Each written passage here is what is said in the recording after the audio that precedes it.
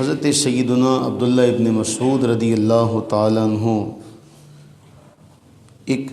واقعے کی طرف اشارہ کرتے ہوئے حضرت مقداد بن اسود رضی اللہ تعالیٰ عنہ کی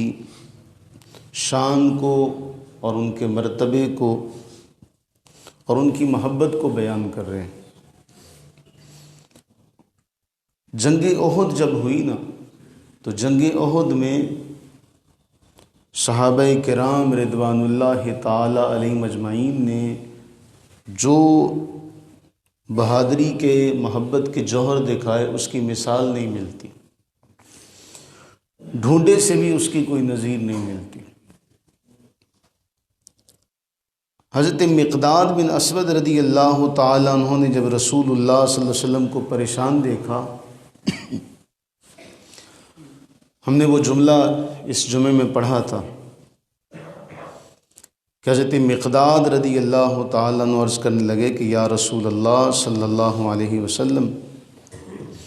لا نقول لک کما قال قوم موسیٰ، ہم آپ سے وہ جملہ نہیں کہیں گے جو قوم موسیٰ نے موسیٰ علیہ السلام سے کہا تھا کہ اذهب انت وربک فقاتلا انا ہاہنا قاعدون، کہ آپ اور آپ کا رب جا کے لڑیں، ہم یہاں بیٹھے۔ ایسا ہوا کہ جب موسیٰ علیہ التسلیم حکم الہی سے دشمنوں کے خلاف لڑنے پہنچے تو آپ کی قوم نے دشمنوں کو دیکھا تو ڈر گئے اور عرض کرنے لگے کہ اے موسیٰ آپ جائیں اور آپ کا رب جائے، ہم تو نہیں لڑ سکتے۔ حضرت مقداد رضی اللہ تعالیٰ عنہ نے عرض کی لیکن نقاتل عن یمینک وعن شمالک ومن بین یدیک ومن خلفک، یا رسول اللہ صلی اللہ علیہ وسلم ہم آپ کے دائیں لڑیں گے، آپ کے بائیں لڑیں گے، آپ کے آگے لڑیں گے، آپ کے پیچھے لڑیں گے۔ اور حضرت عبداللہ ابن مسعود رضی اللہ تعالیٰ عنہ بیان کرتے ہیں فرأیت رسول اللہ صلی اللہ علیہ وسلم اشرق وجہہ وسرہ ذاک، حضرت مقداد رضی اللہ تعالیٰ عنہ کی یہ بات اس قدر محبوب تھی مجھے کہ جب حضرت مقداد نے یہ بات کہی تو رسول اللہ صلی اللہ علیہ وسلم کا چہرہ تمتما رہا تھا، خوشی سے رسول اللہ علیہ الصلوۃ والتسلیم اشرق وجہہ، وہ تو پہلے ہی روشن چہرے والے،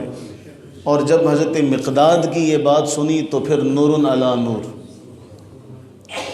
یہ محبت کی جو داستان ہے احد کے میدان میں خاص طور پر آج ہم دیکھتے ہیں کہ اتنے زیادہ اسلامی ممالک ہیں اور آئے دن، اور اس مرتبہ جو معاملہ ہوا اس سے پہلے انفرادی معاملہ تھا، اس سے پہلے کسی شخص کی بات تھی کہ کوئی ایک شخص اٹھتا اور وہ اٹھ کر رسول اللہ صلی اللہ علیہ وسلم کے خلاف کوئی نہ کوئی معاملہ کرتا، لیکن اس مرتبہ اجتماعی طور پر، اور یہ دشمنی جو ہے یہ ہمیں پیغام دیا جا رہا ہے کہ یہ آگے بڑھے گی۔ ایک ملک ہے اور ایک ملک رسول اللہ صلی اللہ علیہ وسلم کی گستاخی کرتا ہے، اور مسلمان ایسے مردہ ضمیر ہیں کہ ان کے حکمران مل کر بھی ایک سخت بیان جاری نہیں کر سکے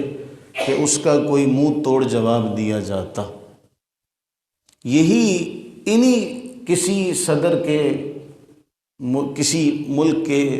باشندے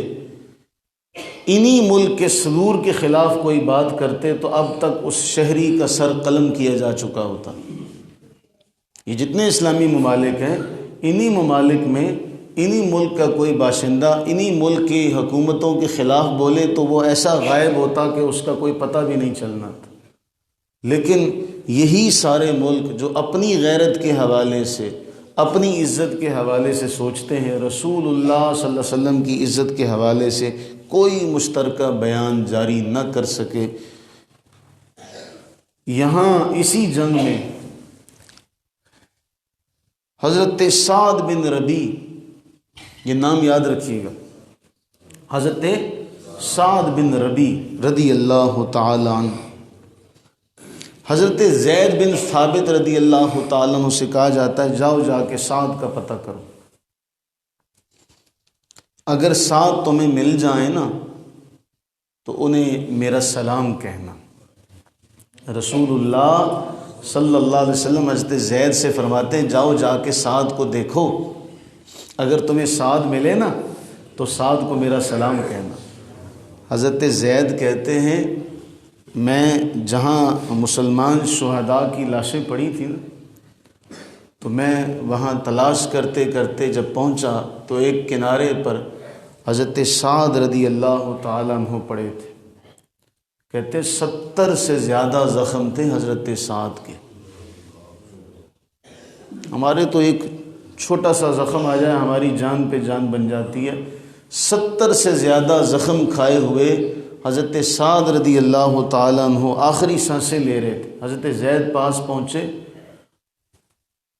اور فرمانے لگے اے سعد، اللہ کے رسول صلی اللہ علیہ وسلم تمہیں سلام کہتے ہیں، تمہارا حال پوچھتے ہیں۔ حضرت سعد فرماتے ہیں کہ اے زید میرا بھی سلام انہیں کہنا اور انہیں یہ عرض کرنا مجھے تو جنت کی خوشبو آ رہی ہے، اور میری قوم کو میرا یہ پیغام دینا،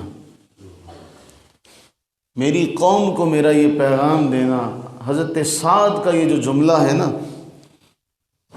70 سے زیادہ زخم کھائے ہوئے حضرت سعد اپنی قوم کو پیغام دیتے ہیں کہ اگر تم میں سے کسی ایک کی آنکھ بھی ہلنے کی طاقت باقی رہی نا اور دشمن رسول اللہ صلی اللہ علیہ وسلم تک پہنچ گیا تو اللہ کے ہاں تمہارا کوئی عذر نہیں چلے گا،